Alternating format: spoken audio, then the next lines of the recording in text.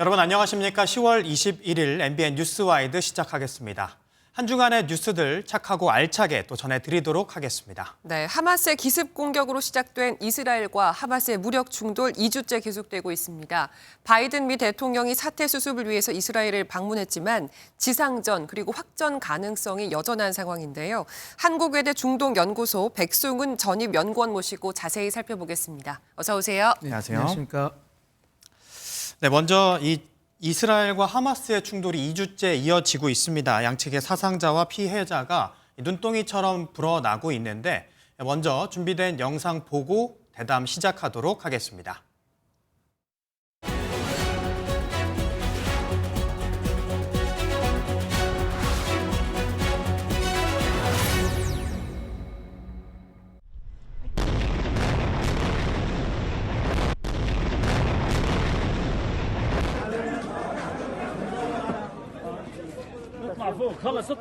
תודה רבה חבר'ה, סומכים עליכם בהצלחה ואנחנו עוד ניפגש ומי שרואה עכשיו את עזה מרחוק יראה אותה מבפנים. אני מבטיח לכם. בהצלחה. By tomorrow, I'm going to send to Congress an urgent budget request to fund America's national security needs, to support our critical partners including Israel and Ukraine. 네, 바이든 대통령이 이 지역을 방문을 했습니다. 위협을 무릅쓰고 이스라엘을 방문했는데도 사실은 무력 충돌은 더 거세지는 모습이에요. 그래서 뭐 체면을 구겼다 이런 이야기도 나오더라고요. 네네. 왜냐하면 지금 어찌됐건 그 알-아할리 아랍병원의 그 폭격 사건도 있었고, 그다음에 성 포르피에르라고 거기 그 그리스 정교회 교회가 있습니다. 예. 거기가 이제 폭격을 맞으면서 이제 민간인 희생자가 나오면서 이제 어떻게 보면은 이제 그 원래는 이게 하마스의 그 먼저 선제 공격으로 그다음 인질 사건으로 이게 어떻게 이스라엘 쪽에서 보면 정당한 전쟁으로 이끌어갈 수 있었던 사건이 이제 이런 민간인 피해로 인해서 이게 좀 프레임이 좀 전환되는 국면이 다 지금 이루어지고 있거든요. 그래서 예. 그 상황에서 벌어지는 일이라고 보시면 됩니다. 네, 지금 가장 중요한 문제는 이스라엘이 지상전을 하느냐, 한다면 언제 개시하느냐 이런 문제가 될 것 같은데 어떻게 전망하세요? 뭐 이스라엘 지상군 파견이라는 거는 지금 거의 일주일째 초일기다 네. 네. 그렇게 돼 있었었죠. 근데 사실 뭐 24시간 내에 대피하라 뭐 이런 얘기도 있지 않습니까? 굉장히 임박했다는 얘기는 지난주에. 계속해서 나오고 있거든요. 네, 맞습니다. 그 24시간 그 대피 명령도 근데 이렇게 보시면 됩니다. 바이든 행정부가 처음에 하마스는 규탄을 했지만 이스라엘한테 정확히 말한 건 국제법을 준수하라였거든요. 네. 그래서 바이든 행정부는 이 지금의 하마스 이스라엘 전쟁이 확전되는 것을 지금 막고 싶어합니다. 그래서 그렇게 되려면 다른 그 민병대 세력들, 그러니까 지금의 히즈볼라라든지 아니면 이란 혁명 수비대라든지 그 PIJ라고 뭐 팔레스타인 이슬라믹 지하드라든지 다양한 세력들이 있는데 이들한테 명분을 주기 싫어하는 것이거든요. 네.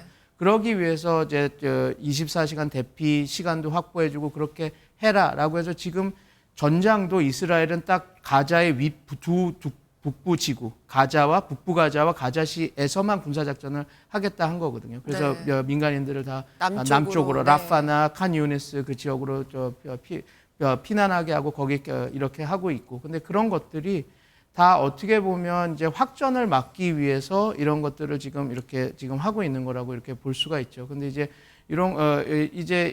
이 문제가 이제 그 전쟁이 진행되고 아니면 이제 지상군이 투입이 되면 민간인 부수적 피해라고 하는 우리가 콜레터럴 데미지라고 하는 부수적 네. 피해가 있고 이게 변하기 때문에 미국은 주둔을 하지 못하게 하고 이제 그런 것들을 막기 위해서 하고 있는데 이게 어떻게 보면 이스라엘 지상군 파견 그 목적과는 좀 배치가 됩니다. 왜냐하면 하마스를 격퇴하려면 네. 투입돼서 일정 기간 이상을 주둔을 해야 되는데 그런 것들이 지금 미국과의 약간 의견 차이가 있으니까 그걸 조율하는 측면에서도 이게 걸리는 거죠. 물론 이제 인질 문제도 있고 다른 문제가 있어서 네. 되는 것도 있지만 그리고 예. 국제법을 맞춰서 민간인들 대피시켜주는 시간 확보도 있긴 하지만 결과적으로는 좀 큰 게 이런 것들이 조율이 안 돼서 지상군 파견이 조금 늦춰지고 있다. 이렇게 지금 보시면 될 것 같습니다. 네. 네. 그러면 이제 결과적으로 미국은 어쨌든 원하지 않는다라는 말씀이신 거고 맞습니다. 이스라엘 같은 경우는 어쨌든 뭐 하마스를 뭐 없애겠다, 괴멸하겠다 이런 이야기도 했었는데 사실은 뭐 이스라엘이 하마스를 괴멸시킬 수 있다라고 보는 전문가들 거의 없지 않습니까? 그렇죠. 쉽지는 않습니다. 왜냐하면 1985년도에 그 헤즈볼라를 격퇴하기 위해서 이스라엘이 레바논 남부를 쳐들어갔고 거기서 이제 주둔을 했습니다. 언제까지? 2000년까지 15년 주둔을 했지만 예. 헤즈볼라 그 세력은 아직도 건재합니다. 그렇기 때문에 이게 그 가자 지구에 들어가서 물론 이제 지금 잠시나마 그들의 세력을 좀 형해화시키고 조금 약간 그런 능력들을 되게 최저로 만들 수는 있겠지만 지금 그 이스라엘 팔레스타인 그 건국, 그 이스라엘 팔레스타인 그 분쟁 문제가 근원적으로 해결되지 않는다면 하마스를 격퇴한다는 건 쉽지 않은 문제겠죠. 네. 계속해서 헤즈볼라 얘기를 해주시고 있는데 이게 이스라엘이 지상전을 망설이는 이유 중에 하나도 헤즈볼라 때문이다. 화력이 막강하다고 알려지고 있잖아요. 이 헤즈볼라라는 게 어떤 단체인지 좀 자세히 설명을 해주시죠. 헤즈볼라는 지금 어떻게 보면 그 레바논에서 있는 그 단체고요. 그리고 지금은 의회의 의석도 차지하고 있는 어떤 정당 세력입니다. 근데 이제 다만 이제 이스라엘과의 그 투쟁에서 그 적극적으로 싸웠던 세력이고, 그리고 지금 소위 말해서 이란 혁명 수비대에 지원을 받는 그 세력이기 때문에 네. 당연히 시아파 세력이기 때문에 이스라엘 입장에서는 눈에 가시인 존재이죠. 그래서 물론 이제 근데 이스라엘과 비교를 하면 물론 하마스와 비교를 했을 때는 헤즈볼라가 어마무시한 화력을 가졌다. 화력을 갖고 네. 있긴 하지만 이스라엘과 비교해서는 그 화력이 그렇게 대단한 거는 아니죠. 네네. 네. 네, 그리고 말씀해 주신 것처럼 사실은 뭐 미국이 계속해서 이스라엘에 대해서 지원을 하겠다 하지만 사실은 그렇게 뭐 전쟁을 원하지 않는 것도 맞는 것 같고 또 그 하마스가 미국인 인질 2명을 또 풀어줬잖아요. 이거는 어떤 이유가 있다고 좀 보십니까? 이제 하마스 쪽에서는 이게 어떤 자신네들의 그 전략일 수도 있고요. 그 미국 입장에서는 당연히 이 전쟁이 확전되는 것이 제일 걱정입니다. 그래서 네. 늘 지금 바이든 행정부도 발신하는 메시지는 이스라엘 하마스의 전쟁으로 자꾸 얘기를 하고 있거든요. 그래서 이전에 물론 결렬되긴 했지만 사자회담을 통해서 서부 지역의 서한 지구에 있는 그 팔레스타인 파타 행정부와 요르단 그리고 이스라엘 미국과 이렇게 협정을 통해서 네. 이 전쟁을 확전으로 이스라엘 팔레스타인 전쟁까지도 가지 않고 이스라엘과 하마스의 전쟁으로만 이렇게 하려고 하는 의지는 이거는 목적은 명확합니다. 무슨 말이냐면 지금 그 바이든 행정부의 그 대중동 정책이 지금 다 실패를 하고 있거든요. 우선 자기네들이 가장 먼저 밀었던 핵협상 복원, 이란과 핵협상 복원도 지금 거의 결렬 그리고 진행이 안 되는 분위기고 지금 예. 그 상황에서 어찌됐건 그 부침은 있었지만 이전 행정부에서는 어찌됐건 그래도 유지하고 끌어왔던 이스라엘 팔레스타인 평화 프로세스 자체가 지금 이 전쟁이 확전이 되고 뭐 다른 지역으로도 확산돼서 이게 5차 중동전까지 가면 어떻게 보면 바이든 행정부는 역대 그 냉전 이후에 그 역대 행정부상 가장 중동 정책에서 실패한 대통령으로 남을 수밖에 없기 때문에 지금 네. 앞던 재선, 그다음 대선에도 이게 큰 어떤 그 피해가 될 겁니다. 그래서 어찌됐건 이 확전하는 것을 막고 싶어하는 게 지금 속내겠죠. 네, 확전을 막고 싶어 하고는 있지만 어쨌든 지금 반 이슬람 정서가 굉장히 팽배하고 있잖아요. 반 이스라엘 정서가요. 이렇게 되면 확전의 가능성을 막을 수는 없지 않는 거 아니냐. 어떻게 보세요, 전망? 그래서 그 미국은 이스라엘의 주둔군 파견, 지상군 파견, 그리고 지상군을 하더라도 이게 어느 정도 제한된 시간에서 타격하고 나오는 걸 원하지 그 가자 지역에 주둔하는 것을 원치 않습니다. 예. 왜냐하면 주둔하면 부수적인 피해가 늘어날 수밖에 없고 부수적 피해가 늘어나면 말씀하신 대로 이 그 반이스라엘 정서 그리고 주변국에 있는 다양한 그 이슬람 민병대 그다음에 아랍 민병대들이 자기네들이 개입할 수 있는 네. 명분을 주기 때문이죠. 네.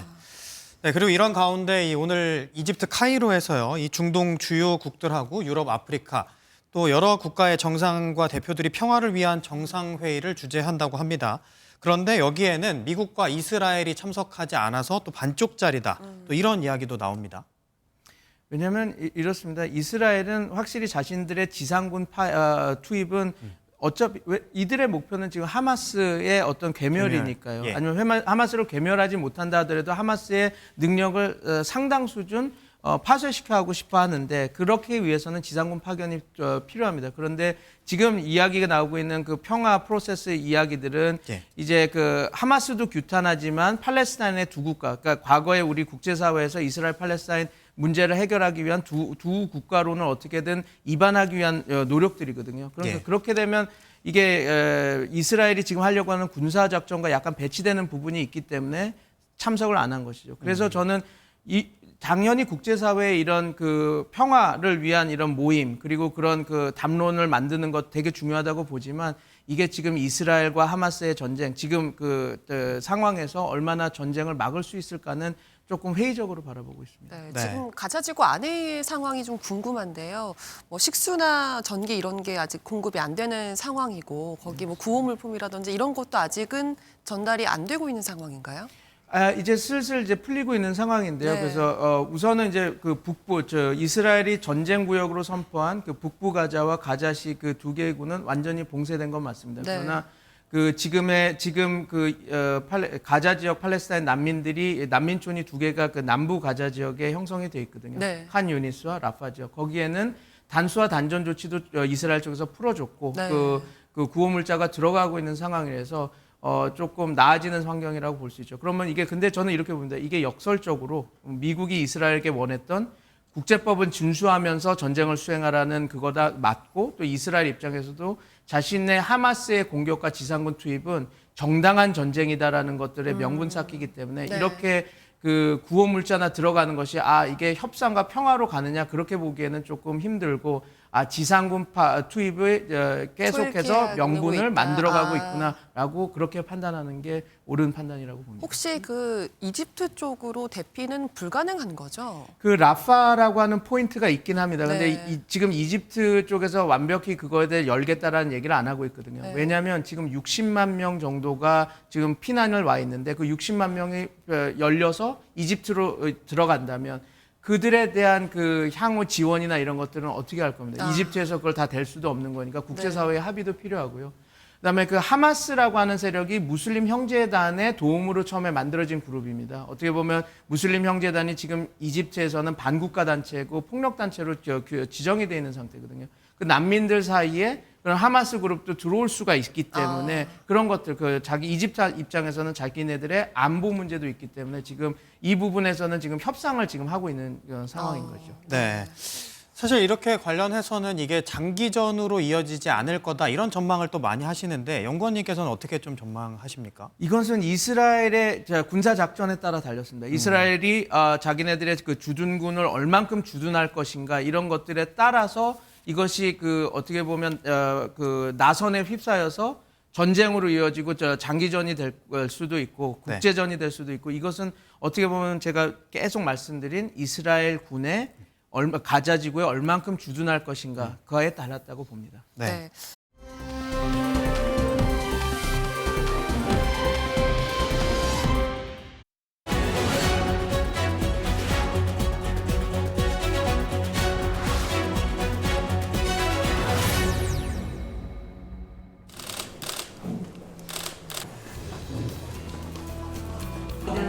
إسرائيل تنفيذ الرئيسية في الإقتصاد والأمن طاقة في كوريا.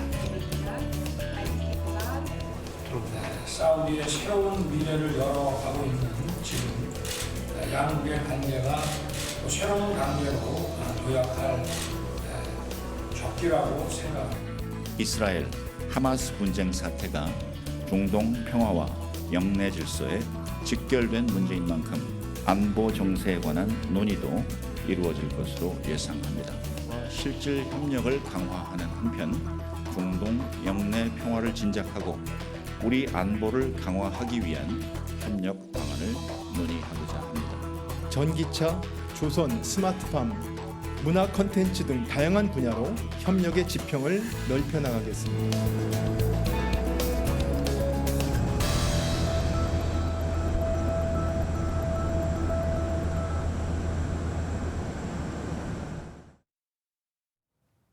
네, 우리나라 정상의 국빈 방문 최초라고 하는데 이재용 삼성전자 회장 등 경제 사절단을 대거 동반했더라고요. 아무래도 순방 목적이 경제 협력 부분에 목적을 두고 있다고 봐야겠죠. 맞습니다. 지금 이 순방을 떠나시기 직전에 저희가 UAE와 그 포괄적 경제 동반자 협정을 맺음으로써 다양한 그 자유무역 협정이 이루어졌거든요. 그래서 아마 이런 것들이 또 자극이 돼서 사우디아라비아도 이와 비슷한 그 프리 트레이드, 그러니까 자유무역 협정이나 이런 것들도 생각을 하고 있을 겁니다. 그리고 지금 사우디아라비아 입장에서는 탄소 경제, 그다음에 에너지 순환 경제를 구축하려고 했고, 그 안에서는 우리나라가 강점인 그 배터리, 그러니까 2차 전지 사업이라든지 그런 것들이 이제 강점이 있거든요. 특히 이제 수소, 특히 수소 자동차나 그런 것들은 또 우리가 기술력이 있지 않습니까? 그런 것들에 대해서 관심이 많기 때문에 이런 것들이 잘 이어지지 않을까. 또 문화 콘텐츠, 소위 그 우리나라가 문화 콘텐츠 여러 가지 다양한 강국이니까요. 그런 것들에 아마 경제 협력이 일어나지 않을까 봅니다. 네. 이 김태효 국가안보실 1차장의 이야기도 아까 들어보셨는데 사실 안보 정세에 관한 이야기도 사우디도 어쨌든 직간접적으로 연관이 돼 있기 때문에 할 텐데 우리가 거기에서 이야기할 수 있는 부분은 어떤 게 좀 있을까요? 지금 사우디가 이번 이스라엘 하마스 분쟁에서 가장 크게 얘기했던 거는 자기네들이 2002년도에서 이야기했던 아랍 구상, 우리가 사우디 구상이라고도 부르는데 그 구상을 요번에도 또 발신을 했었거든요. 예. 하마스는 우리가 규탄을 하지만 이스라엘은 그 사우디아라비아가 뭐라고 이야기했냐면 우리는 팔레스타인인들의 자치권 생존권을 우리는 존중한다라고 얘기한 것이 바로 그 사우디아라비아가 2002년도에 자기네들이 주창했던 그 구상을 이야기한 거거든요. 예, 예. 그것은 국제사회가 1993년에 오슬로 협정으로 합의한 두 개의 국가를 이렇게 입안하라는 그겁니다. 그래서 아마 우리나라가 간다면 이거는 우리한테는 나쁜 건 없습니다. 그러니까 국제사회도 이미 두 개의 국가론을 이스라엘 팔레스타인 평화협정의 그 해법으로 내놓은 상황에서 사우디아라비아가 그 구상을 자기네들이 이끌어 나갈 때 대한민국의 적극적인 참여를 요청한다면 저희는 나쁠 게 없죠. 그래서 그런 상황이라고 보면 될 것 같습니다. 네, 오늘 말씀은 여기까지 듣도록 하겠습니다. 고맙습니다. 고맙습니다. 감사합니다.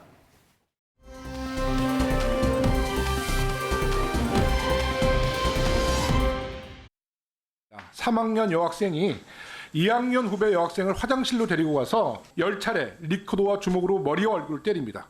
47살밖에 안 된 어린 학생에게 이 상황이 얼마나 공포스러웠겠습니까? 더 적절치 못한 건 그 가해자 어머니의 진술이에요. 일종의 사랑의 매라고 생각했다고 기술한 겁니다. 이 학폭 사건의 가해자의 아버지는 대통령실 김승희 의전 비서관입니다. 그런데 이 사진은 가해 엄마 김승희 비서관의 부인 카톡 프로필에서 확인할 수 있었다는 겁니다. 카톡 프로필에 이 사진을 올린 시점을 보면 다분히 의도가 있어 보여요. 학교장이 긴급 조치로 가해 학생의 출석 정지를 내린 날입니다.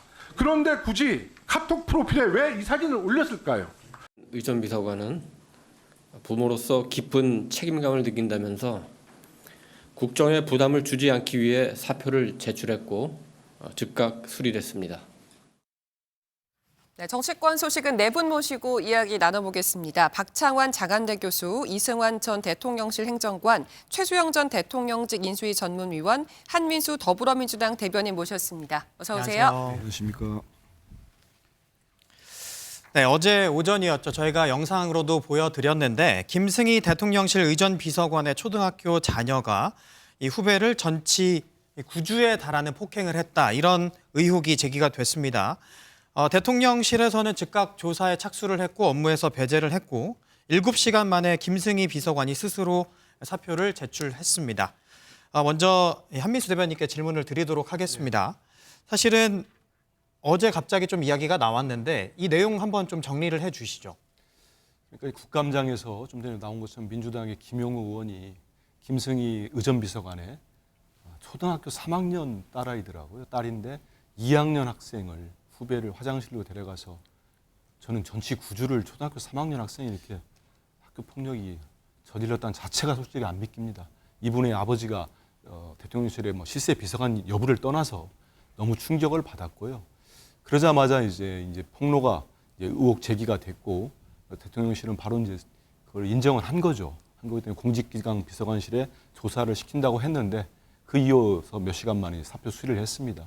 그 자체가 용산 대통령실 볼 때도 이건 너무 사안이 충격적이고 이거를 조사를 할지 이런 시간을 끌기에는 너무 이거는 심각한 사안이다 판단한 걸로 보입니다.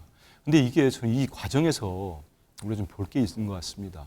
이게 3개월 전에 일어났다는 거예요. 이 학폭 사건이. 네. 3개월 전이고 좀 전에 김용호 의원도 얘기하지만 그 과정에서 어머니가 그 이른바 SNS 그 프로필 사진이라고 하죠. 그걸 바꾸는데 그 아이가 이렇게 이 일로 조기 이제 학교에서 나와서 집으로 돌아올 때 그 프로필 사진을 바꿨다는 거 아니겠습니까? 네. 근데 그 사진이 그 본인 남편 그러니까 김승희 의전 비서관과 대통령이 찍은 사진을 올렸다는 거예요. 저는 정말 부적절하다고 생각합니다. 그리고 학교도 잘 이해가 안 돼요. 전치 구주라고 하면 정말 중상을 입었는데 학급을 바꿔줬어요. 아니 3학년 아이가 2학년 아이를 때렸는데 학급을 바꾼다는 게 무슨 얘기입니까? 그게 무슨 경지 조치죠? 같은 3학년이면 또 모르겠어요. 같은 반이면. 그래서 이 과정에서 정말 무슨 일이 있었던 건지. 그리고 석 달 전에 일어났을 때 어느 방송 기자가 글을 올렸더라고요. 저 그 글을 봤는데 보니까 석 달 전에 제보를 받았답니다. 그 방송 기자가.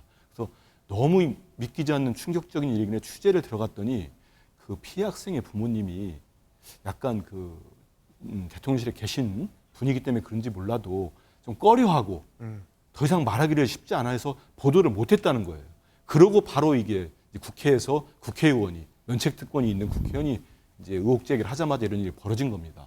저는 대통령실이 빠르게 이렇게 사표 수리한 것 자체는 뭐 있습니다만 혹시라도 정말 이 석 달 전에 이미 언론에 제보될 정도면 대통령실이 좀 미리 알은 거 아닌가 이런 좀 생각이 듭니다. 만약에 미리 알았는데 이거를 야당 의원이 국감장에서 제기하기 전까지 그냥 덮고 있었다. 저는 그렇다면 그것도 정말 부적절한 처신이라고 생각합니다. 네. 미리 알았는데 덮었다 이렇게 말씀하셨는데 어떻게 생각하세요? 그러지도 않았을 거라고 생각을 하고요. 이게 뭐 어떤 그 촉법소년들이고 워낙 어린 아이들이다 보니까 네. 학교 안에서 자체적으로 좀 해결되고 있던 그런 과정이 아닐까 생각했었고 이게 한 3개월 전에 있던 일이지 않습니까? 네. 3개월 전에 있던 그 와중에 이제 추석 연휴도 있었고 방학도 있었고 그런 과정을 거치면서 좀 길어진 게 아닌가 그런 생각이 좀 듭니다.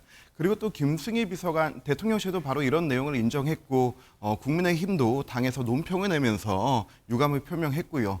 김승희 비서관 사직서도 바로 수리가 됐고 김승희 비서관 같은 경우는 단순히 대통령실 비서관으로 바로 활동을 시작한 게 아니고 경선부터 굉장히 헌신적으로 활동했던 분입니다. 그래서 또 이 업무의 특성상 의전실이나 또 부속실 같은 경우는 대통령과 24시간을 함께 하는 곳이기 때문에 더 어떤 그 윤리적 기준이나 이런 부분이 더 높게 판단할 수밖에 없어서 이런 즉각적인 조치가 일어났던 거라고 생각을 합니다. 일례로 5년 전 이맘때 일이죠. 문재인 청와대에서 김종천 의전비서관이 음주 사건이 있었을 때도 바로 사표가 수리되지 않았습니까? 그만큼 좀 대통령을 가장 측근에서 가까이 모시는 사람들이 이러한 부분에 대해서 불미스러운 일이 있다면 이렇게 좀 즉각적으로 이렇게 반응해야 되는 모습을 보여야 된다고 생각하고요. 저도 이 비슷한 또래의 딸아이 키우는 입장에서 굉장히 충격적입니다. 이거는 대통령의 비서관이 아니라 대통령의 자녀라도 이런 일이 있으면 안 됩니다. 다만 이 과정에 대통령의 비서관이라는 그 어떤 권력적 그런 것들이 작용이 됐는지 안 됐는지 그런 부분에 대해서는 판단이 필요하다고 생각하고요. 저는 그런 부분에 대해서 국민들께 좀 명확히 알리고 해야 될 필요가 있다고 생각합니다. 네. 박정화 교수님께 질문을 드리자면 사실은 아까 한민수 대변인께서 말씀을 해주셨지만 그 의혹이 불거지자마자 뭐 카카오톡 프로필 사진을 바꿨다 이런 주장도 나왔거든요. 뭐 이건 좀 확인이 필요한 부분이겠지만 사실 그러다 보니까 뭐 권력형 학폭 무마다 이런 이야기도 나오거든요. 네, 뭐 사퇴를 하긴 했는데 본인이 물러났지만 확인해야 될 부분이 생겼습니다.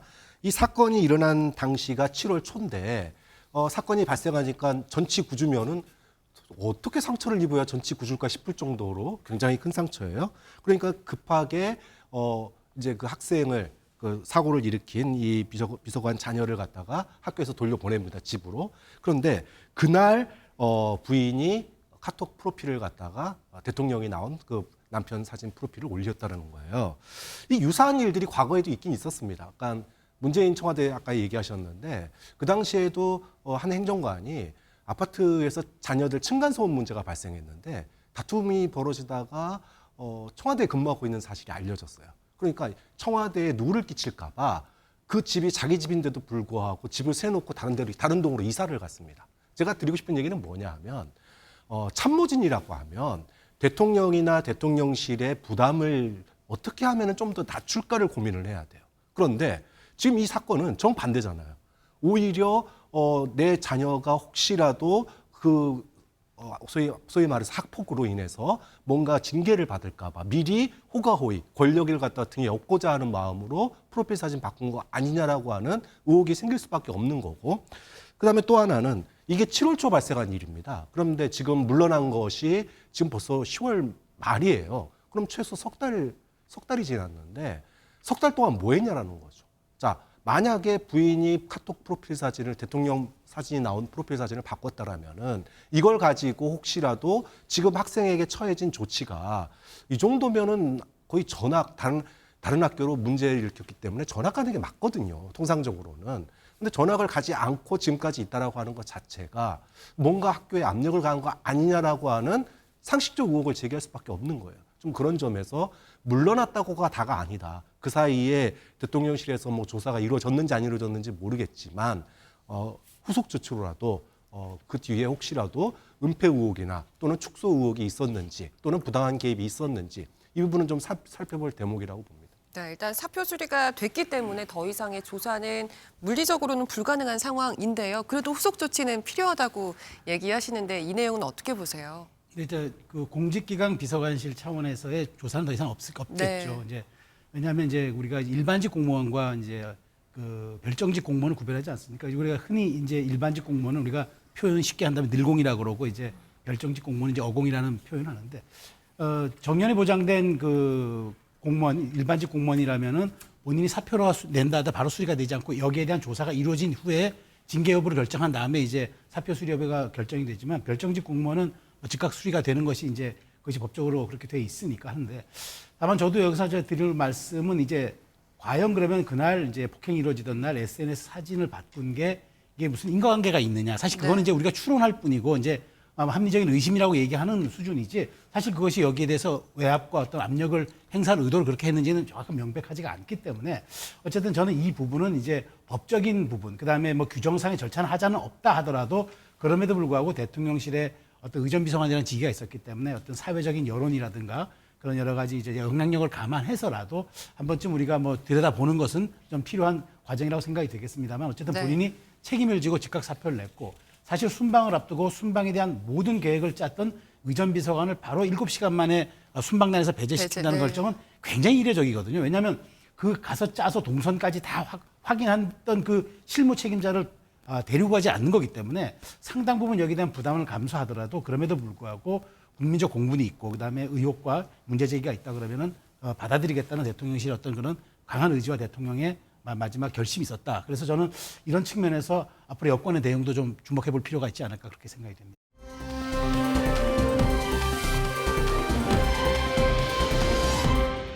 네, 이렇게 대통령실의 발빠른 행보처럼 이 대통령의 국정 기조에도 좀 변화가 생긴 것으로 보입니다. 사실 윤 대통령이요, 최근에 반성과 소통, 민생을 강조해 오고 있는데 먼저 영상 보고 이야기 시작하도록 하겠습니다. 저와 또 우리 내각에서 좀 많이 돌이켜보고 반성도 좀 많이 하겠습니다. 오전 참모들과 함께한 회의에서 국민은 늘 무조건 옳다. 어떠한 비판에도 변명을 해서는 안 된다. 우리가 민생 현장으로 더 들어가서 챙겨야 한다고 당부했습니다. 저도 많이 이제 좀 반성하고 더 소통을 하려고 합니다만은 소통만 해갖고 되는 게 아니라 추진하면서 소통을 해야 됩니다. 국민은 늘 무조건 옳다. 그럼 좀 국민한테 지는 정치를 좀 하셔야 된다고 생각을 합니다. 이해 충돌 여지도 없기 때문에 저는 충분히 여건이 됐다고 봅니다. 전국에 개첨되어 있는 일체의 정쟁형 현수막을 지금 이 시간부로 철거키로 결정을 하고 각 당협별로 지시를 내리기로 하였습니다. 네, 아무래도 이런 행보들에는 이 강서구청장 보궐선거 패배가 아주 큰 원인으로 작용을 했을 텐데, 이승환 행정관님, 아무래도 총선도 다가오고 있고 사실 강서구청장 선거지만 그 패배가 아무래도 다가오는 게 좀 다를 것 같아요. 위기감이 다르죠. 우리 당이 느끼는 그 어떤 이 정무적 동향은 추석 전과 추석 이후가 확실히 다릅니다. 그동안에 이제 이재명 대표의 구속 여부가 또 판단이 났고 강서 선거가 났고 이랬기 때문에 우리 여당뿐만이 아니고 대통령 그리고 정부에 대한 즉각적인 변화와 이런 것들이 필요하다라는 것들이 모두가 다 공감하고 있는 내용이고요. 그 중에서 이제 우리 당 김기현 대표뿐만이 아니고 대통령께서도 강한 변화의 드라이브를 보여주고 계시다고 생각합니다. 대통령께서 이 변화의 방향을 설정하고 하면은 굉장히 빠르게 하는 타입입니다. 지난 대선 때도 생각해 보면 이제 좀 선거 전략을 바꿔야 된다 했을 때 지하철 인사를 시작했고, 그리고 이 메머드급 선대위라는 비판이 있자 이거를 선대본으로 바꾸기도 했고, 이러한 변화들이 굉장히 빠르게 일어날 것이라고 생각을 하고요. 그리고 지금 이제 그런 부분들에 대해서 당이 얼마나 따라가는가, 또 이제 정부가 얼마나 따라가는가, 이 속도를 보면서 국민들께서 당정일체가 정말로 좋은 방향으로 이루어지고 있구나 하는 그런 기대들을 좀 가지실 거라고 생각합니다. 네. 한국갤럽의 여론조사 결과를 한번 보면요. 윤 대통령의 국정수행 지지도가 긍정이 30%, 6개월 만에 최저치고요. 지역별 지지율을 보면 서울이 25%, TK가 45% 이렇게 결과가 나왔습니다. 굉장히 많이 하락을 하고 있는 상황인데 결정적인 원인 어디에 있다고 보세요? 결정적인 원인은 저는 당연히 강서구청에서 선거에서 져서가 아니라 거기에 따른 이제 국민들의 여론이 직결된 거라고 저는 봐요. 그러니까 제가 이제 늘 가끔 드리는 말씀이지만 사실은 지금의 여론조사나 여론 지형들은 날씨와 같아. 날씨는 변화가 매우 무쌍하잖아요. 그렇지만 이런 날씨의 변화들이 쌓여서 우리가 기후를 형성하지 않습니까? 그런 측면에서 놓고 보면 이제 6개월 후의 총선이 그런 측면에서 중요할 수밖에 없다. 그렇다면은 지금 분명히 여론조사의 추이와 방향성이 가리키는 것은 무언가 소통도 부족하고 민생에 대한 결실도 부족하고 그다음에 여권으로서 책임지는 그다음에 당정 일체가 목소리는 그렇게 내지만 당정 일체를 해서 그럼 무엇을 했느냐라고 이제 국민들이 묻고 있는 거죠. 그런 측면에서 이번에 여론조사, 그러니까 저는 이번에 강서구청장 그거잖아요. 우리가 기껏 여론조사해야 1000샘플, 2000샘플 하는데 30만 샘플의 표가 나온 거예요. 네. 그렇다면 이거는 정확하게 수도권 민심, 더군다나 여기는 말하자면 강서구는 그동안에 이제 여러 가지 여론 지형이 윤 대통령이 이재명 후보에게 2% 지기도 했지만 또 오세훈 시장은 보궐선거에서 11% 이기기도 했단 말이죠. 그러니까 이런 어떤 유권자의 그 스윙 보트라고 그러는 이런 지형이 있는 쪽에서 17%포인트 차로 졌기 때문에 그렇다면 지금 바꾸라 하는 것에 대한 신호가 분명히 있다. 그러면 대통령께서 지금 말씀하신 것처럼 국민 소통, 그다음에 현장 소통, 그다음에 당정 소통 이 세 가지를 강조하셨잖아요. 그러면서 자신감 있게 정책을 추진해 나가겠다는데 사실 윤석열 정부의 기조가 연금개혁, 교육개혁, 노동개혁 했는데 이게 지금 어떻게 진행되고 있는지 국민들은 몰라요. 근데 선거라는 큰 전쟁터에서 무기는 민생과 경제라는 결과입니다. 이게 굉장히 여권으로서 줄 수 있는 양날의 검인데 여기에 대해서 성과가 없으니 지금 여러 가지 국민들이 신호를 보내고 있는 것이다. 그래서 저는 지금 이렇게 날씨 변화에 우리가 일희일비할 것이 아니라 정말 이런 날씨 변화들이 가져올 6개월 후에 어떤 그런 기후에 대해서 여권을 고민하고 대응책을 마련해야 되는데 그런 측면에서 놓고 보면은 정말 예방주사를 맞았다. 이제부터 이 예방주사에 대해서 어떻게 우리가 면역성 갖고 대응하느냐에 따라서 저는 6개월 후에 선거 승패가 갈릴 것이다 이렇게 전망합니다. 네. 이 국민 소통, 현장 소통, 당정 소통을 이야기하셨고 또 개혁이 되고 있지 않다 또 이렇게 이야기를 하셨는데 사실 당연히 또 그러면 이야기가 나올 수밖에 없죠. 야당과의 소통은 왜 하지 않느냐 이 이야기가 나오거든요. 한민수 대변인께 질문을 드리면 이 윤 대통령이 이재명 대표와 만나서 이야기해야 된다. 그래서 개혁에 대해서도 뭐 이야기를 해야 된다. 어떻게 보십니까? 일단은 이런 말씀을 제가 이제 드리기 전에 왜냐하면 드리면은 제가 아무래도 지적을 하거나 비판할 수밖에 없지 않습니까? 근데 이 강서 선거 이후에 대통령께서 그동안 못 들어봤던 반성과 소통, 민생이라는 단어를 말씀하시고 있습니다. 근데 이제 정말 이 민심이 무섭다는 거는 아마 여권뿐만 아니고 우리 민주당도 이번 강서 선거로 드러난 민심이 무섭습니다. 저 개인적으로도 무섭고요. 왜냐하면 저희들이 이럴 때 오만하거나 정말 머리를 치켜들면은 6개월 뒤에 이 심판을 우리 민주당이 당할 수도 있습니다. 그래서 보다 낮은 자세로 국민 뜻을 반하지 않도록 우리 정당이, 우리 민주당이 노력하겠다는 말씀을 먼저 드리고요. 네. 대통령께서 정말 이 민심에서 대통령의 국정 기조를 바꿔달라는 거 아니겠습니까? 그럼 이제 말씀만 하지 마시고 행동이 따라야 된다고 봅니다. 그 하나가 이제 말씀하신 대로 야당과의 소통을 세 가지 말씀하시는데 야당이 빠졌어요. 근데 저는 대통령이 여권 내에서 나오지만 이제는 정치를 하셔야 됩니다. 본격적으로 정치를 하시고 1년 6개월 넘도록 우리 헌정사에서 특히 여소야대 상황인데 국회가 대통령이 야당 대표를 만나지 않은 적은 없습니다. 이거는 뭐 개인 이재명, 개인 윤석열 간의 만남이 아닙니다. 대통령과 제1야당 대표 간의 만남이기 때문에 이제는 구속영장까지 기각되지 않았습니까? 재판정으로 갔으니까 만나서 협조할 거는 협조하고, 우리 민주당도 국민과 우리 국가에 도움되는 일이면 무조건 협조합니다. 그렇기 때문에 만났으면 좋겠고, 그리고 대통령이 앞으로 이어지는 정책과 인사에 있어서 정말 변화를 주셨으면 좋겠습니다. 국민은 늘 무조건 옳다. 정말 이 말씀이 대통령의 뜻이라면은 거기에 맞는 말뿐만 아니고 행동이 나와야 되지 않겠습니까? 근데 저는 오늘 아침에 한 일간지 보도를 보고 깜짝 놀랐습니다. 육사가 홍범도 장군의 흉상을 이전하고 치운 것뿐만 아니고 홍범도 장군, 김자진 장군, 안중근 의사의 독립전쟁 영웅 시를 철거했답니다. 그럼 뭐가 바뀌었습니까? 대통령 이거 못하게 하셔야죠. 왜 우리 독립운동의 역사를 지우려고 하십니까? 얼마나 많은 비판을 받았습니까? 국민이 늘 옳다면서요. 그러면 국민들이 싫어하는 거 여러 가지 많지 않습니까? 후쿠시마 원전 오염수 방류도 그렇게 반대해왔어요, 우리가. 국민들이. 여론에 다 나옵니다. 그럴 때 대통령 이제는 그런 걸 받아들이는 정말 모습, 행동을 보여주시기를 간곡히 말씀드립니다. 네. 이재명 대표가 하셔야 될 것 같은 이야기도 다 해주신 것 같습니다. 네. 홍준표 대구시장은 이재명 대표 사법 리스크에만 집중하다가 강서구 보궐선거에서 패배한 것이라 이렇게 분석을 했습니다. 그래서인지 국민의힘에선 이제 이재명 대표에 대한 언급을 줄이겠다고 이렇게 얘기하고 나섰더라고요. 이 부분 어떻게 보세요? 뭐 할 얘기 있으면 하는 건 맞는데 이재명 대표하고 전 정권만 얘기하니까 문제인 거죠.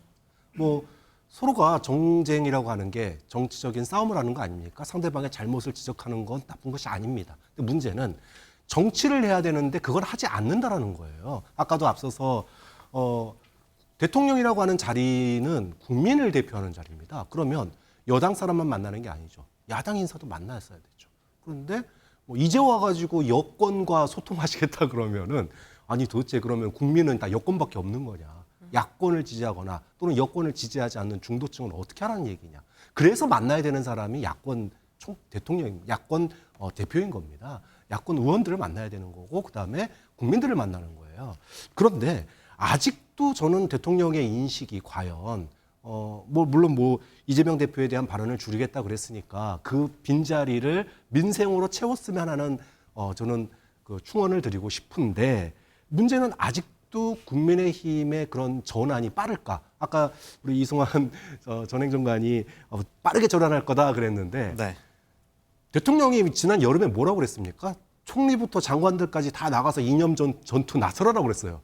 그런데 몇 달 지나지 않아가지고 이제는 또 총리부터 장관들 다 민생 속으로 들어가래요. 그러면 또 몇 달 지나서 대통령이 무슨 말 할지 알고 합니까?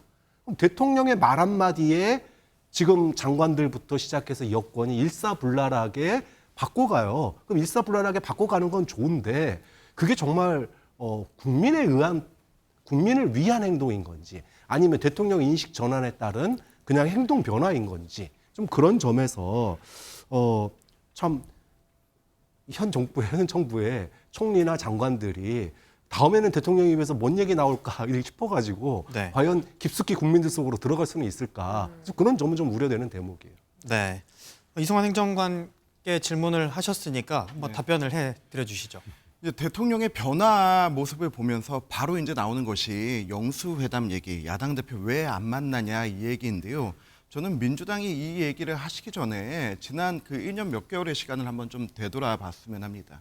대통령께서 첫 번째 당선되고 국회 연설이 끝나고 저녁에 여야 대표단 만찬을 제안했을 때 민주당 거부하지 않았습니까? 그리고 그 다음에 연말에 예산안 시정연설에 민주당 이재명 대표부터 해서 모든 의원들이 헌정사상 처음 있는 일이죠. 대통령의 연설을 거부하고 나갔습니다. 그리고 이번에 새로운 국회 상임위원장단 꾸려졌을 때 국회의장이 제안해서 대통령이 국회로 달려가겠다라고 했을 때 그때 역시 민주당 거부했습니다.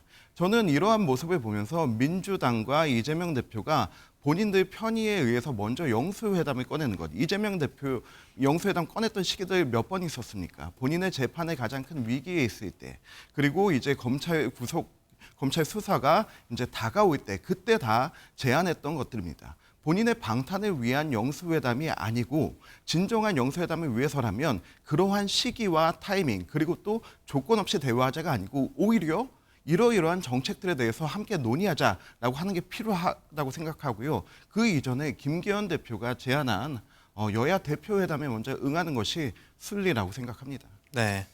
참 저런 얘기들이 여당이나 여당 사람들도 나오기 시작하면 대통령 정치 못할 겁니다. 대통령이 그거를 정리를 해주셔야 돼요. 그 시정연설이요? 그 직전에 무슨 일이 있었는지 아십니까? 헌정사 처음으로 제1야당 당사를 검찰이 들어와서 압수수색을 했습니다. 그 예전에 있었은 일입니까? 검찰이 지금 검찰권 남용한다는 걸 우리 국민들이 많이 보지 않습니까? 2년 가까이 특수부검사 70명과 수백 번의 압수수색에서 결국 뭐가 나왔습니까? 영장 기각되고 또 뭐라고 했습니까? 누군가 책임지고 국민의 민생을 돌봐야 될 1년 반 동안 집권해서 정권 교체를 왜 하셨습니까? 묻지 않습니까? 홍준표 대구시장도. 거의 답을 하셔야죠. 민생을 챙기는 게 대통령이고 국익을 챙기는 게 대통령 아니겠습니까? 야당이 그렇게 제안하고 지적했을 때 한 번에도 들으셨습니까? 8번의 영수회담 얘기할 때 영수라고 하니까 싫어하신다면서요.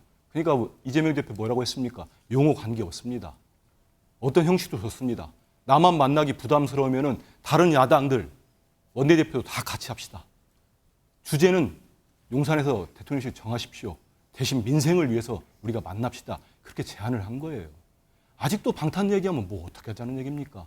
그런 말씀 안 해주시고 아까 인사에 하나만 첨부를 하면은 대통령께서 지금 용산 출장소라는 5여 명을 쓰고 있는 김기현 체제를 다시 밥을 2번이나 계속 김기현 대표가 먹으면서 신임을 하지 않으셨습니까? 그러니까 우리 국민들이 그 진정성을 못 믿는 거예요.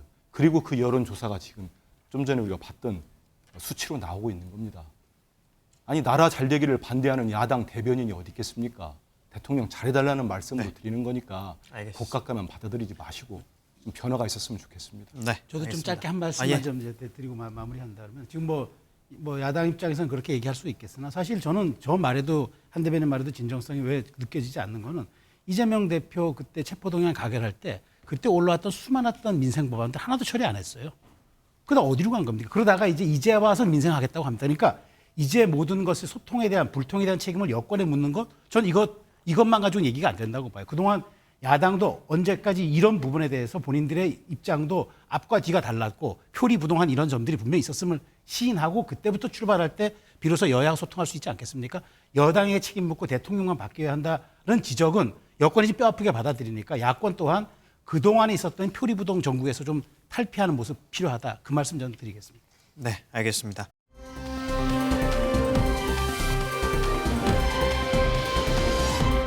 저희가 이제 소통의 문제에 대해서 이야기를 하고 있는데 이 국민의힘 내부에서도 설전이 이어지는 곳이 있습니다. 안철수 의원 지난주에도 전해드렸는데 이준석 전 대표를 향해서 제명 서명 운동을 했고 계속해서 설전을 이어오고 있는데요. 먼저 준비된 영상 보고 이야기 이어가도록 하겠습니다. 경찰청 차장 시절 2022년 1분기 통계만 보더라도 1년 전보다 강력범죄가 우리나라에서 70%가 늘었습니다. 정말로 자빠졌죠? 그래서 올라가가지고 막말한 안철수 대표. 갑자기 진경훈 후보 디스한다고 자빠졌죠라고 했습니다. 유세차에서. 언제까지 이 응석바디가 당의 분탕질하는 것을 내버려 두시겠습니까? 당윤리위원회 이준석 제명 징계를 요청하겠습니다. 그런 겁니다. 그러니까 당과 함께 할 수 있는 마지노선이 12월이다. 뭐 그런 표현보다는 당이 이기려면은 변화를 꾀할 수 있는 마지노선이 12월이다. 12월 말이다. 저도 결심을 해야죠. 그러면 저는 그게 12월까지는 제 그 결심을 끝내야 된다고 생각합니다. 이준석 대표가 스스로가 탈당하지 않는 이상은 저는 이준석 대표한테 기회를 준다고 좀 판단됩니다. 아 그래요? 네. 유승민 전 의원한테도? 그건 모르겠습니다. 네, 박정환 교수님, 그 사실은 뭐 이 얘기는 지난주에도 계속 있어 왔었고 사실 그 지난주에 안철수 의원이 기자회견을 했고 이준석 대표도 이어서 기자회견을 하지 않았습니까? 사실 안철수 대표는 이준석 전 대표를 겨냥을 한 거고 반면 이준석 대표 같은 경우는 윤석열 대통령을 향해서 뭐 이렇게 이야기를 했어요. 집권 이후의 오류를 인정해달라. 사실은 이준석 전 대표 같은 경우는 이러면 안철수 의원을 상대하지 않겠다. 뭐 이런 뜻으로 봐도 되는 건가요? 그렇죠. 이제 서로 바라보고 있는 곳이 다른 겁니다. 그러니까 안철수 의원 같은 경우에는 강서 패배 이후에 사실은 포스트 김기현을 보고 소위 말해서 이준석 전 대표를 때린 거거든요. 그래서 뭔가 리더십의 교체가 있어야 되는데 그 리더십 교체의 주인공은 나다라고 얘기하는 거를 이준석을 대신 때리는 걸로 인해 가지고 그것을 자임을 한 건데, 반면에 이준석 전 대표는 바로 대통령에 대한 치고받는 걸로 갔어요. 대통령이 이제까지 국정 운영에 대해서 책임지고 잘못했다는 걸 인정해라. 그렇게 얘기를 한 거거든요. 즉 눈물의 기자회견을 또 했죠. 총선 이후를 보고 지금 얘기를 한 거예요. 어떻게 보면 총선을 보고 기자회견을 한 거니까 네. 서로 마치 이제 둘이 싸우는 것처럼 보였지만 사실은 전혀 다른 것을 보고 지금 싸우고 있는 거다. 그런데 둘이 싸우는 이유는 공통입니다. 뭐냐? 지금 여권의 리더십 자체가 붕괴돼 있기 때문이에요. 그 이후의 리더십을 지금 소위 비윤계에서 내가 주도권을 장악하겠다라고 하는 그런 행보로 보이는 거고요. 이준석 전 대표로서는 뭐 지금 안철수 전 대표가 중요한 게 아니고 자칫하면은 뭐 당 만들어야 될 수도 있는 상황이기 때문에 네. 굉장히 지금 뭐랄까 스텝을 밟고 있는 중이다 이렇게 봐야 되겠죠. 네, 지금 이준석 전 대표, 유승민 전 의원 신당 창당설 얘기가 조금씩 뭔가 좀 진전이 되는 듯한 모습인데요. 둘 다 지금 마지노선을 12월로 얘기하고 있단 말이죠. 이 12월이 왜 12월인지. 저는 그 12월로 잡은 것은 이제 물론 네. 이제 총선이 이제 그 4월 달이니까 물리적인 시간을 이제 창당을 해서 이제 그 후보를 공천하고 국민에게 정책을 알리고 하는 시간, 그걸 이제 얘기했던 것도 있지만 또 하나는 여권의 반응을 보겠다는 거죠. 여권이 어떻게 공천 방향을 정하고 자기에 대해서 줄 듯 말 듯 하면서 공천을 줄 듯 말 듯 하면서 뭐 지금 자기의 이준석 전 대표 얘기를 한다면은 수도권 지지율이 25%, 그러니까 갤럽 조사 네. 25% 상황에서 날 보고 노원 나라가면 안 나가겠다. 지금 그런 뜻으로 저는 우회로 얘기를 하는 거예요. 그런데 그때까지 당의 지지율도 보고, 그다음에 당이 나한테 얼마큼 진정성 있게 공천 방향성을 한번 하는가를 보고, 그리고 이제 판단해서 12월이 지나면은 이제 물리적으로 말하자면 신당을 창당할 수 있는 시기가 안 돼요. 그러니까 그때까지 보겠다는 이제 그 두 가지 함의로 읽히는데, 예. 저는 중요한 건 이렇게 생각합니다. 지금 이준석 전 대표가 굉장히 지금 정무적으로 많은 그런 감각이 좋다는 그런 소리를 듣지 않습니까? 네. 근데 내년 총선이요, 지금의 현행 소선거구제로 간다 그러면은 치열하게 양당 구조로 갈 수밖에 없고, 지금 흔히들 뭔가 예측하지 않습니까? 대선 연장전이 될 것이다. 그러면 국민의힘이냐 아니면 민주당이냐, 여야 중에 하나 선택하지 제3지대에 대한 선택지가 매우 협소하고, 지금은 물론 뭐 갤럽 조사 보면 30% 가까운 중도 무당층이 잡혀요. 근데 저는 이게 한 달이 지날수록 5% 이상씩 줄어들어 갈 겁니다. 그러면 12월 달 가게 되면 더 말하자면 중도에 대한 그 무당층이 더 쪼그라들 테고, 그런 상황에서 신당 창당을 하겠다. 그럼 어디로 지역 기반은 어디로 할 거냐, 세대 기반은 어디로 할 거냐, 그다음에 정책 기반은 어디로 할 거냐, 이 모든 것들이 그렇게 녹록지가 않아서 지금 이 전 대표가 하는 얘기는 빨리 공천에 대한 방향성을 보여주고 수도권 지지율을 회복할 수 있는 방안을 가시화시켜달라. 전 그 두 가지 얘기로 12월 창당설로 압박하는 것 아닌가, 저는 그렇게 분석합니다. 네. 그래서 계속해서 나오는 게 이준석 전 대표가 헤어질 결심을 하고 있는 거 아니냐, 이런 얘기가 나오는 건데, 바로 아까 저희가 영상에서도 전해드렸지만 이용 국민의힘 의원이 이렇게 이야기를 했습니다. 스스로 탈당하지 않는 이상은 기회를 준다고, 그러니까 이준석 대표한테 기회를 준다고 저는 판단됩니다라고 이야기를 했어요. 이승환 행정관님. 이게 판단됩니다. 무슨 뜻인 건가요, 이게? 개인적 견해를 말씀하신 것 같고요. 이제 상계동을 다시 나가냐, 아니면 탈당하고 뭐 대구로 나가냐, 아니면 신당을 창당하냐, 뭐 이 정도 선택지를 가지고 얘기하는 것 같은데, 네. 저는 개인적으로 이준석 대표가 그 상계동과 그 상계동 주민들에게 했던 그 약속을 다시 한번 좀 살펴보기를 굉장히 바랍니다. 그리고 만약에 지금의 정치적 상황을 기준으로 다음번 총선을 판단해서 뭔가 액션을 취한다라고 하면은 굉장히 큰 오산이라고 생각합니다. 4년 전 이맘때를 딱 기억해 보면, 그때 당시 이제 문재인 대통령 시절에 조국 사태로 대한민국이 양분나 있었죠. 서초동 집회와 광화문 집회하면서 양분나 있었고, 그리고 나서 연말로 가면서 선거법 개정과 그리고 검수완박으로 하면서 적어도 그 보수 정당 쪽에서는 이런 분위기가 있었습니다. 이번 총선은 문재인 대통령 심판 선거가 될 거다. 그렇기 때문에 우리에게 기회가 있다. 거기다 선거법까지 개정됐기 때문에 비례정당들이 우후죽순 나와서 20개 이상이 나와서 비례정당들이 나와서 자기들끼리 이제 의석수를 차지하겠다는 경쟁을 하게 됐죠. 그러던 와중에 새해가 들어오면서 코로나가 터지고 이거는 정말로 완벽한 심판선거다라고 물이 올랐을 때 그때 이제 K방역에 대한 얘기와 그리고 이제 재난지원금이 나오면서 저희가 역사상 그 당해본 적 없는 큰 패배를 당하지 않았습니까?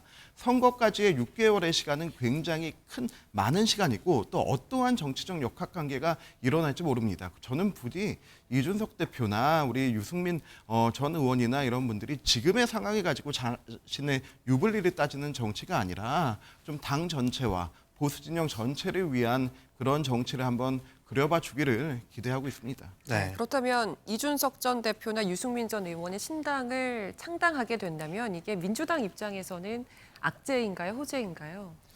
지금 단계에서 악재 호재를 따지는 것 자체가 좀 무의미하다고 생각을 합니다. 네. 왜냐하면 정치가 정치인들이 하는 것 같은데 그거 아니에요. 국민들이 하십니다. 이번에 강서 보선의 그 매서운 경고도 그렇고 그렇기 때문에 이게 무슨 여권 진영이 분리되면은 우리 당 입장에서는 좋을 거다. 이거는 하수 같고요. 최선을 다하는 수밖에 없다고 생각을 합니다. 다만 저는 이제 유승민 의원이나 전 의원이나 이준석 전 대표를 제가 옹호할 생각은 없습니다. 다른 당 사정이고. 그런데 지금은 이제 국민의힘이나 주류 세력에서 집권 세력에서 이제는 보수 진영을 위해서 두 분이 신당 창당도 하지 말고 그냥 잘 저기 상계동 좀 나가달라고 하는 건 조금은 뻔뻔한 것 같아요. 만약에 그런 얘기를 하려면 저분들을 저렇게까지 해야 되겠습니까? 한 분은 대선 이기고 지방선거 이겼는데 그 당대표를 결국은 토사구팽을 시켰습니다. 그분 징계가 내년 1월에 풀린다는 거 아닙니까? 다른 한 분은 어떻게 했습니까? 자객을 보내서 경기도지사 경선서 낙선을 시켰어요. 그러고 당대표 출마하려고 하니까 주저앉혔습니다. 룰을 바꿔가지고. 그렇게 해놓고 이제는 우리 모두 모여야 되니까 있어라? 제가 이준석이나 유승민에도 나갈 것 같아요. 달라진 게 없잖아요. 사과를 했습니까? 손을 잡고 얘기합니까? 다만 유승민 전 의원 같은 경우는요. 저는 제가 볼 때는 이미 신당 쪽에 많이 가 있는 것 같고 이준석 전 대표는 지금 이렇게 이용 의원처럼 저는 페인트 모션 같은데 왜냐하면 계속 줄 듯 말 듯 하면서 시간 끌고 이렇게 붙잡아두려고 하는 것 같아요. 이준석 대표가 영리하신 분인데 그거 모르겠습니까? 저는 뭐 탈당을 하든 무소속으로 출마를 하든 지난번 눈물 회견 때 대통령은 더 이상 검사가 아닙니다 하고 직격을 할 때 이미 마음은 많이 떠났구나 를 느끼게 됐습니다. 네. 말씀해 주신 것만 보면 약간 호재 쪽이지 않나 이런 생각은 한번 해봤습니다.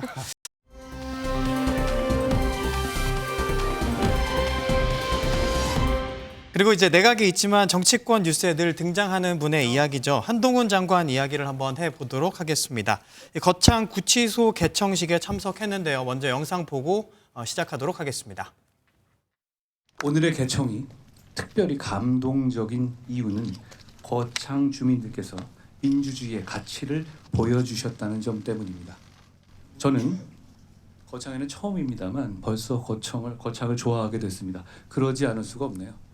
대한민국 공직자로서 성산마을의 주민들께 깊은 존경과 감사의 말씀을 드립니다. 제가 한 장관하고 나눈 여러 대화 중에 참 인상적이었던 게 우리 정도 살았으면 이 정도 나이에 이 정도 위치에 있으면 이제는 갚아야 될 시간이다. 되게 울림이 있었습니다. 지금 여권이 가장 어렵고 소위 바닥을 찍으려고 할 때, 바닥을 찍고 있을 때 한동훈 장관의 합류나 이런 것들이 어떤 반전의 계기가 된다면은 단박에 중요한 지도자로 올라설 수 있죠. 제가 지난번에도 묘사했지만은 별의 순간이라서 나오라는 게 아닙니다. 네, 지금 아니면 기회가 없다는 거예요. 네, 최수영 의원님께 질문을 드리겠습니다. 사실 아까 영상에서도 보셨지만 이 민주주의의 가치, 대한민국의 공직자로서 또 뭐 거창을 좋아하게 됐다 이렇게 이야기를 했는데 뭐 흔히 할 수 있는 표현인가요? 아니면 다소 정치적인 표현인가요?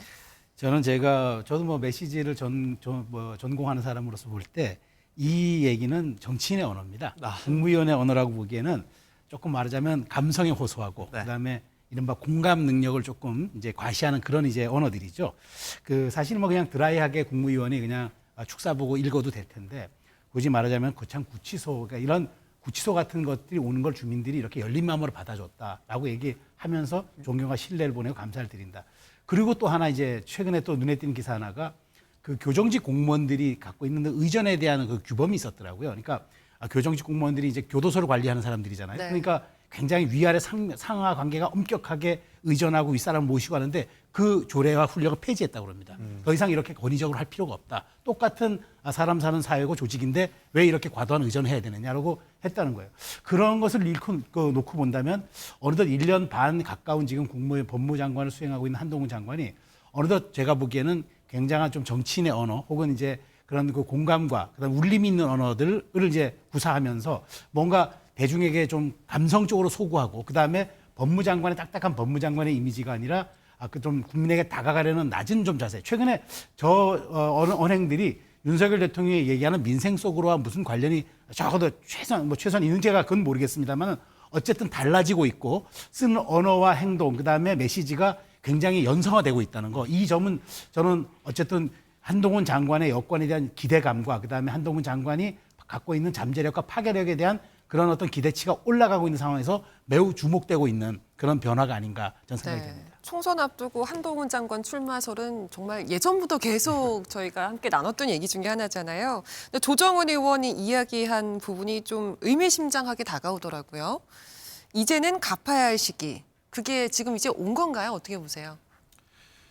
한동훈 장관의 행보는 뭐 내각에 있던 정당에 있던 뭐 충분히 다 의미가 있다고 생각하고요.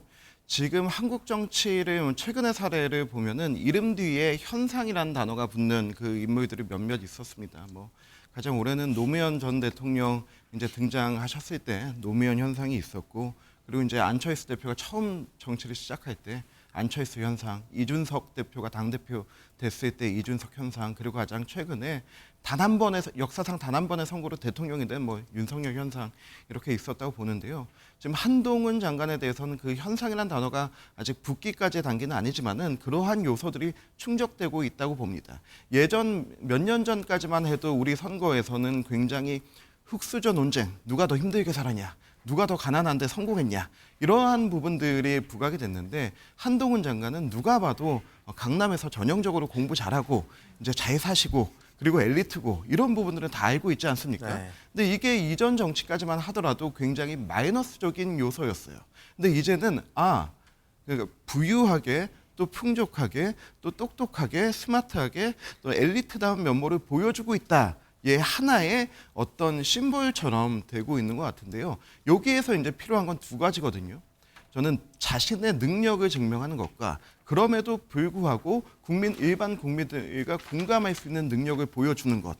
저는 이게 한동훈 장관이 내각에 있으면서 그런 부분들이 굉장히 많이 증명됐고 트레이닝됐다. 그렇다면은 이제 그 다음 나갈 것은 당연히 어떤 정치의 길이지 않을까 생각하는데, 그 등장의 시기와 그 이유는 이제 본인의 결단과 본인의 어떤 실력으로 만들어야 되는데요. 우리 종로 얘기 나오는데 거기 우리 현직 의원 계시지 않습니까? 그 과정도 공정해야 되고요. 명분도 분명히 세워져 있어야 되고요. 이런 과정이 이제 이 법무부 장관 한동훈을 정치인 한동훈으로 바꾸는 그러한 것이 아닐까라고 생각하면서도 어쨌든 최종 결정과 결심은 본인의 의지에 달려 있다라고 생각합니다. 네. 박 교수님, 지금 얘기를 종로 출마 얘기가 나와서 말씀을 드리는데, 사실 국민의힘 입장에서는 새로운 인물이 필요한 것도 사실이고, 사실 그 조기 선대위 얘기도 나오면서 그러면 새로운 카드로 한동훈이 어떠냐, 종로가 어떠냐, 이런 이야기가 나오고 있는 거거든요. 이런 건 좀 어떻게 보십니까? 일단은 사실 대통령제에서 대통령 임기가 2년도 안 된 상태에서 총선을 치르는데 대통령 중심으로 총선을 치르는 게 너무 당연한 일이에요. 그런데 지금 서울의 지지율이 25%인 상황이 되니까 윤석열 대통령으로서는 윤석열 대통령을 중심으로 서울에서 선거를 치르기가 굉장히 어려운 상황이 되어버렸습니다. 이제 그러다 보니까 지금 이제 여러 가지 이야기들이 나오고 있는 거고, 그 중에 하나의 대안으로서 이제 차기로 분류될 수 있는 한동훈을 미리 끌어서 땡겨 쓰자는 거예요. 솔직히 말하면. 자, 그런데 아직 준비가 안 돼 있는 분입니다. 아까 장관으로서 정무적인 능력도 이제 함양했다 그랬는데, 검사로서의 능력은 국민들이 아마 다 인정을 할 거예요. 그런데 법무부 장관으로서의 능력은 말싸움 능력 외에 보여준 게 없습니다. 공감 능력, 정무 능력 아직은 국민들한테 보여준 게 없어요. 자, 그런 상태에서 과연 땡겨 쓰는데 그게 종로가 가능할까? 한번 정치권에 발을 디딜 때요. 어떻게 발 디디느냐 굉장히 중요합니다. 자기가 아무리 상징적으로 내가 이 한 몸 희생해서 국민의힘을 또 윤석열 정부를 성공시키겠다 그래서 본인 떨어지고 나면 아무 소용 없어요. 그게 정치입니다. 그게 정치예요. 그런데 종로라고 하는 지역, 지금 이제 서울 자체가 이미 험지로 분류가 됐어요. 국민의힘에서는. 그런데 그 중에서도 종로, 물론 상징성이 있기는 하지만 만약에 낙선을 한다. 낙선 가능성이 상당히 높다. 그런 상태에서 종로 들어가는 거는 그 누구도 쉬운 상황이 아닙니다. 예를 들어 뭐 용산이라든지 뭐 이렇게 조금 윤석열 대통령과 좀 연고가 있으면서 새롭게 부상되는, 그리고 국민의힘 후보들도 그래도 2번에 1번 정도는 당선되는 이런 지역이라면은 저는 충분히 가능성이 있다고 보지만 강북 지역에서 특히 종로 같은 경우엔 지난번에 물론 국민의힘이 이기긴 했지만 굉장히 어려운 지역이에요. 그런 점에서 개인적인 차원에서도 당선이 굉장히 불확실한 지역은 출마하기가 좀 어렵지 않겠느냐. 이 부분은 좀 고민해볼 부분이라고 봅니다. 그래도 이게 출마약이 나올 때 야권의 험지로 가야 그래도 좀 의미가 있지 않겠느냐 이런 얘기는 있었잖아요. 그렇죠. 그러면은 그래서 종로를 택하는 건. 그러니까 지금은 서울만 나와도 험지라니까요. 그렇죠. 국민의힘은 그렇죠. 서울 강북 지역만 나와도 험지입니다. 맞습니다. 자, 이준석 대표 영상에서도 봤지만 지금이 아니면 기회가 없다 이렇게 얘기를 했어요. 왜 지금이 아니면 나중엔 왜 안 된다는 거예요? 사실 그 한동훈 장관은 윤석열 정부의 아이콘 같은 개념이에요. 그러니까 뭐 지금 박하게 한동훈 장관을 평가하면은 검사의 언어밖에 없고 뭐 야당과 싸움하는 것밖에 보여준 능력밖에 없지 않느냐라고 뭐 반대 진영에서 폄하할 수는 있겠으나, 그런데 그럼에도 불구하고 한동훈이 가지고 있는 어떤 정체성과 커리어는 굉장히 말하자면은 MZ 세대에 좀 어필할 수 있고, 그다음에 어떤 그 당당함, 그다음에 이제 뒤로 물러서지 않는 본인 자신에 대한 어떤 뚜렷한 자기 확신, 그다음에 법과 정의에 대한 그런 원칙, 이런 것들이 굉장한 전 자산이 되기 때문에, 자 그러면 한동훈 장관이 만일 다음 정부에 혹은 다음 총선, 그러니까 이번 총선이 아니라 다음 총선에서 무슨 역할을 하겠다, 주목을 받을 수 있겠어요. 왜냐하면 본인이 갖고 있는 이른바 상징 자본, 정치는 매우 중요하거든요. 상징 자본이 이 정부의 어떤 정체성과 다 연동돼 있고, 그리고 여기에서 본인이 아이콘으로서 한번 심판받아야 될, 여기에서 된다면 별의 순간이 올 수도 있겠지만 이 시기를 놓친다면은 과연 그러면 이런 에너지와 동력을 만들 수 있을 것이냐. 이준석 전 대표는 그런 얘기를 하는 것 같고, 그런 용기와 그런 자신감이 있다면 여기에 이번 총선에 붙어서 뭐 그것이 험지든 어디 상징적 지역이든 나가서 본인의 존재감을 입증하고 국민의 선택을 받을 수 있다라는 확장성을 증명해 보인다면은 그거는 그다음에 한동훈의 별의 순간이 올 수 있다. 이번 기회를 놓치면 안 된다. 그러니까 저는 그 점에 매우 동의하고, 과연 정말 윤석열 정부의 그 법과 정의에 대한 상징 같은 그런 부서의 국무위원이었던 만큼 지금과 야당과의 어떤 그런 전면에 서가지고 강한 어조로 얘기한 건 좋겠지만, 이제부터 본인이 갖고 있는 능력을 입증하는 건 이제부터의 또 다른 정치인 한동훈의 몫이 될 수도 있기 때문에, 많이 선택한다 그러면 저는 수도권에서 당당하게 승부를 건다 그러면 별의 순간이 올 수도 있다고 봅니다.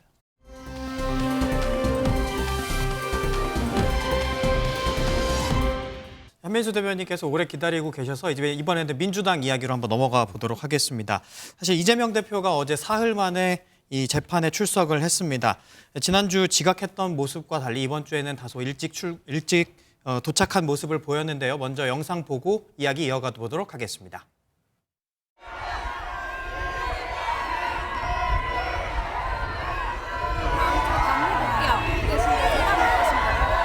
이번 주에만 2번째 재판 출석인데 당무 지장 실감하십니까?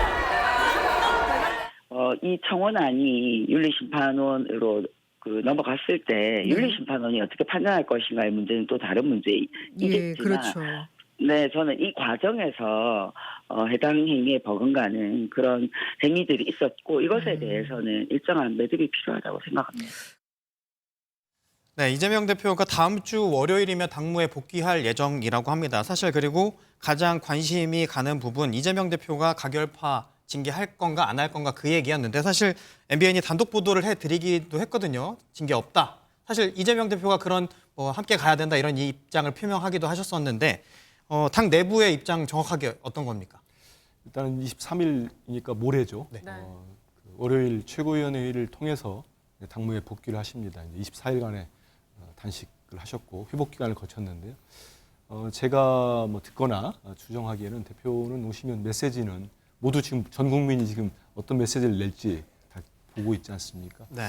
민생 경제 쪽에 방점을 두는 메시지를 내실 걸로 보입니다. 그리고 현재 우리 서민들, 우리 전 국민들이 지금 경제 상황이 어려워서 고유가에 고물가에 많이 힘들어하지 않습니까? 그런 메시지를 낼 거로 보이고 이전에 이제 강서 보궐선거 과정에서도 대표가 메시지를 한 2번 정도 내셨는데 거기 보면 우리 내부의 작은 차이를 우리가 이겨내야 된다는 말씀을 하셨기 때문에 당의 단합, 단결과 관련된 어떤 말씀도 하시지 않을까 좀 추정을 해봅니다.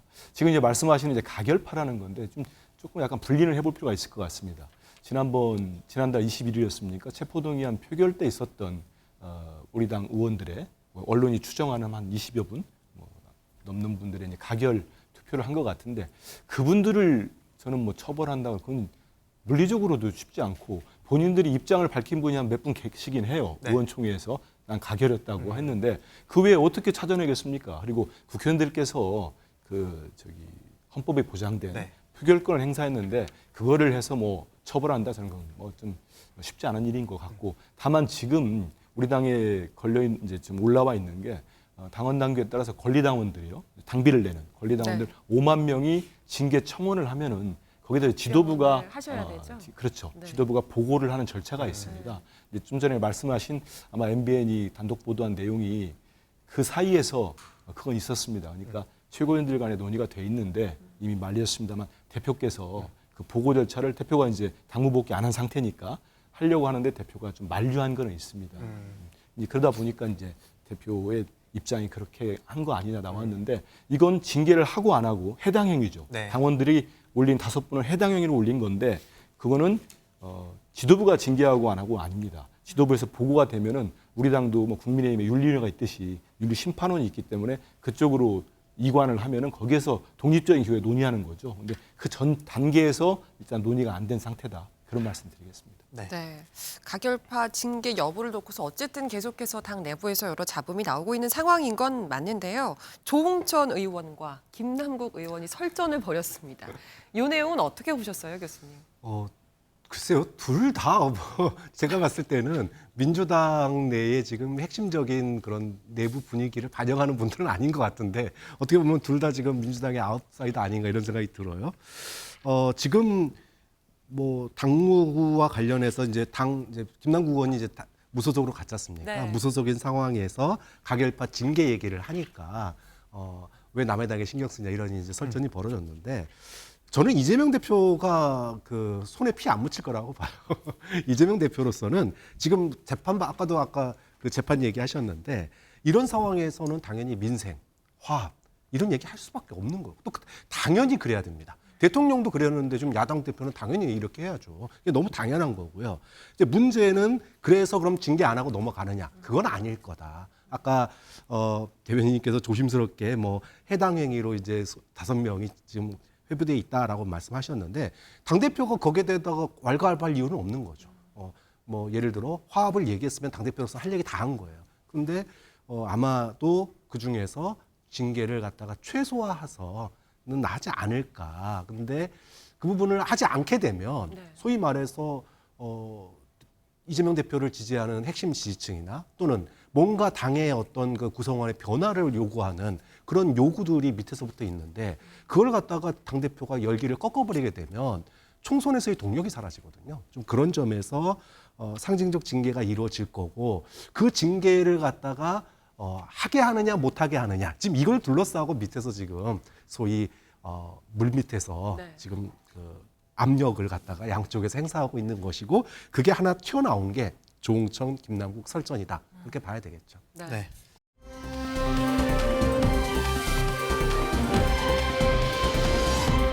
이렇게 관련해서 이제 김동연 경기지사 이야기도 계속해서 해볼 텐데요. 사실 국감이 계속해서 있지 않았습니까? 이재명 대표 아내 김혜경 씨의 법카 사적 유용 의혹을 언급한 것에 대해서 이야기가 나오고 있는데요. 먼저 준비된 영상 보고 이어가 보도록 하겠습니다. 혹시 지사 취임하신 이후에 그 법카 사용이나 이런 여러 가지 전반적인 것에 대해서 우리 감사관실을 통해서 우리 경기도 자체 감사를 한 적이 있습니까? 네. 이미 제가 오기 전에 감사를 다 했습니다. 저희 감사 결과는 최소 61건에서 최대 100건까지 사적 사용이 의심이 된다. 그래서 그 업무상 횡령 배임으로 그 경기도지사의 답변으로부터 드러난 걸 보고 경악을 금치 못했습니다. 민주당으로서는 진위를 파악을 해야 되지 않겠습니까? 이에 대한 진위를 확인하는 절차에 적극 나서서 국민 앞에 보고를 사실대로 해야 될 의무가 있다고 생각합니다. 민주당 자체 차원에서 뭐 조사하거나 이런 건 없는 것으로 저는 알고 있습니다. 혹시 모르겠습니다만 예. 저는 없는 것으로 알고 있습니다. 최 의원님, 사실 이 민주당 강성 지지층이 굉장히 강하게 김동연 지사를 비판하고 있지 않습니까? 네. 어떤 배경에서 비판하고 있는 겁니까? 그러니까 저는 그래서 제가 아까 민주당 얘기할 때 표리부동 정당이라고 한 거예요. 자, 그럼 김동연 그 경기지사가 국정감사장에 나서 위증을 해야 됩니까? 경기도 감사관실이 조사한 게 최소 61건에서 최대 100건까지 의심되는 것으로 파악되고 있다. 그러면 김동연 지사가 거기서 거짓 답변을 하면 그게 위증죄가 되는데요. 그 사실을 얘기했어요. 그러면 관련 증인 불러다가 어차피 이건 털고 가자. 민주당이 그러면 굉장히 이건 불리한 또 악재고 하니까 깔끔하게 털고 가자. 증인 신청도 받자. 국감장에서. 그렇게 해야지. 그걸 가지고 좌표를 찍어서 마치 김동연 지사가 무슨 배신한 것처럼 이재명 대표와 옹이하면은 그게 민주당의 충성도가 높은 사람이고 이재명 대표에 대해서 조금이라도 불리한 얘기를 하면 그게 가로도 유다입니까? 저는 그런 식으로 그 강성 지지층이 반응하기 때문에 이렇게 자꾸 민주당이 정말 이번에 강서구청장 선거도 잘해서 여권이 심판받은 게 아니라 여권이 실책으로 여권이 심판받은 거다 저는 이렇게 보기 때문에 네. 저는 최소한 김동연 지사의 저런 발언에 대해서는 오히려 당이 깔끔하게 이번에 정리할 건 정리하고 갑시다라고 얘기해야지 마치 김동연 지사가 당을 배신하고 마치 자기 정치를 하는 것처럼 그렇게 얘기하는 거 저는 제가 경악을 금치 못하겠어요. 네. 그런 측면에서 민주당이 정말 이번에 이런 법인카드 사적 사용 문제를 얼만큼 처리하느냐가 저는 민주당의 환골탈태 여부를 측정하는 아마 그것이 기준이 될 것이다. 맨날 수박의 당도만 측정하지 말고 정말 환골탈태한다면 이런 데서 민주당이 달라진 진면목을 보여줘야 한다고 저는 생각합니다. 네, 강성 지지층이 워낙 거세게 비난을 하다 보니까 지금 경기도 대변인실에서 감사와 수사 의뢰는 김동연 지사가 취임하기 전에 이뤄졌고 네. 또 감사의 대상도 직원이지 김혜경 씨가 아니다 이렇게까지 나서서 진화하고 있거든요. 경기도청에서도 보도자료를 봤습니다. 네. 해명자를 몇 번 보고 경기도에서 그럼에도 불구하고 계속적으로 이제 팩트가 다른 네. 허위 보도가 나오면 법적 조치를 하겠다고 하고 있습니다. 실제로 김동연 지사 취임 전에 이게 아마 제 기억으로 지난해 2월 대선 직전에 아마 불거진 문제로 알고 있습니다. 그때 이재명 후보나 아내 김혜경 씨가 대국민 사과를 하면서 수사를 해서 거기에 나오면 응당한 책임을 지겠다는 얘기와 함께 경기도 감사를 요청한 걸로 제가 알고 있습니다. 그 감사가 이뤄진 거거든요. 아마 우리 쪽에 열성 지지하는 분들은 이제 여러 가지 전후 사정들이 정확하게 파악이 안 된 상태에서 말씀하시는 것 같고요. 그 내용을 보면은 이게 좀 잘못 알려진 게 있습니다. 예를 들어서 국민의힘 의원도 보도자를 보니까 경기도 김동연 지사가 수사를 의뢰한 것처럼 이거 사실이 아니거든요. 예. 그런 점에서 보면 오해가 풀리면 충분히 할 수 있고 김동연 지사가 지금 단계에서 이재명 대표나 민주당을 공격할 이유는 전혀 없습니다. 네.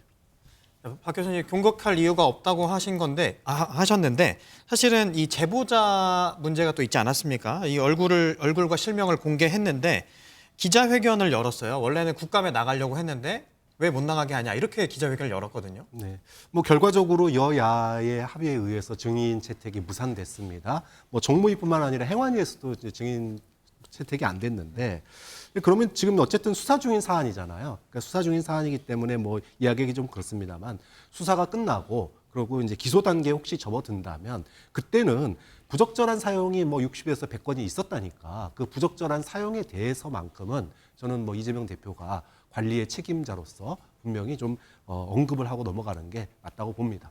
네.